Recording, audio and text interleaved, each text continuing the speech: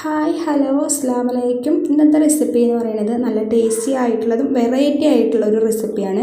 നമുക്ക് ബ്രേക്ക്ഫാസ്റ്റ് ആയിട്ടും ഡിന്നറൊക്കെ ആയിട്ട് സേവ് ചെയ്യാൻ പറ്റിയൊരു വളരെ എളുപ്പത്തിൽ തയ്യാറാക്കാൻ പറ്റിയൊരു റെസിപ്പിയാണ്. അപ്പോൾ ഇത് നമ്മൾ തയ്യാറാക്കുന്നത് പച്ചരി വെച്ചിട്ടാണ് കേട്ടോ. പച്ചരിയും കുറച്ച് പച്ചക്കറിയൊക്കെ കൂടിയിട്ടുള്ള ഒരു വെറൈറ്റി റെസിപ്പിയാണ്. അപ്പോൾ ആദ്യം തന്നെ ഞാൻ ഇതെങ്ങനെ ചെയ്യാന്ന് വെച്ചാൽ കുക്കർ അടുപ്പത്ത് വെക്കുക.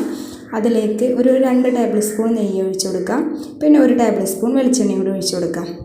ഇനി ഇതിലേക്ക് ഒരു 3 കരയാമ്പും ഒരു 2 പട്ടയും പിന്നെ ഒരു ലീഫും അതുപോലെ ഒരു ഏലക്കായും ഒരു 1/4 ടീസ്പൂൺ പെരിഞ്ജീരകവും ഇതൊന്ന് ഈ നെയ്യിലേക്കും വെളിച്ചെണ്ണയിലേക്കും ഒന്ന് ഇട്ട് കൊടുക്കുക കേട്ടോ. എന്നിട്ട് ഒന്ന് മൂത്ത് വന്നതിന് ശേഷം ഇതിലേക്ക് 1 ടേബിൾ സ്പൂൺ ഇഞ്ചിയും വെളുത്തുള്ളിയും പേസ്റ്റാണ് ചേർത്ത് കൊടുക്കുന്നത്.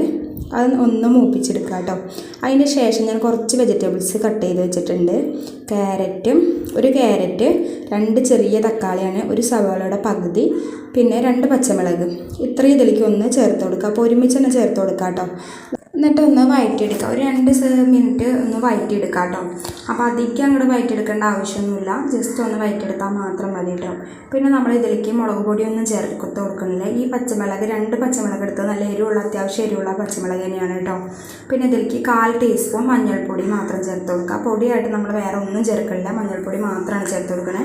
പിന്നെ ഞാൻ 250 ml മെഷറിംഗ് കപ്പിൽ ഞാനൊരു 3 കപ്പ് അരിയാണ് എടുത്ത് വെച്ചിട്ടുള്ളത്. അപ്പോൾ നമ്മൾ വെള്ളം എടുക്കുമ്പോൾ എന്താണെന്ന് വെച്ചാൽ ആ കപ്പിൽ ഒരു ഡബിൾക്കായിട്ട് വെള്ളം എടുക്കാം. അപ്പോൾ ഞാൻ കുറച്ച് കറിവേപ്പിലയും ചേർത്ത് കൊടുത്തിട്ടുണ്ട്. പിന്നെ 250 ml മെഷറിംഗ് കപ്പിൽ ഞാനൊരു 6 കപ്പ് വെള്ളം ഞാൻ ഇതിലേക്ക് ചേർത്ത് കൊടുത്തിട്ടുണ്ട്. പിന്നെ ആവശ്യത്തിനുള്ള ഉപ്പും കൂടി ഒന്ന് ചേർത്ത് കൊടുക്കാം.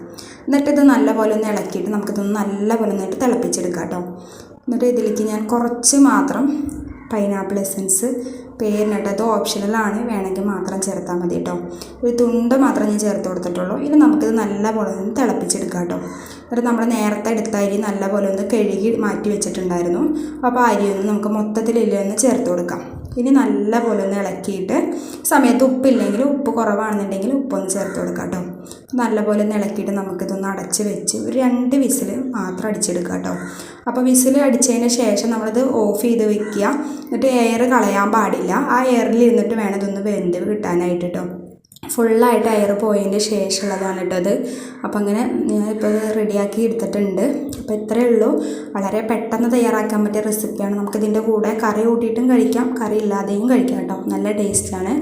അപ്പോൾ ഇത്ര പെട്ടെന്ന് തയ്യാറാക്കാൻ പറ്റിയ റെസിപ്പിയാണ്. മസ്റ്റായിട്ട് തന്നെ എല്ലാവരും ഒന്ന് ട്രൈ ചെയ്ത് നോക്കാം. പിന്നെ എൻ്റെ വീഡിയോ ആദ്യമായിട്ട് കാണുന്നവരുണ്ടെങ്കിൽ ഒന്ന് സബ്സ്ക്രൈബ് ചെയ്ത് കാണണം കേട്ടോ.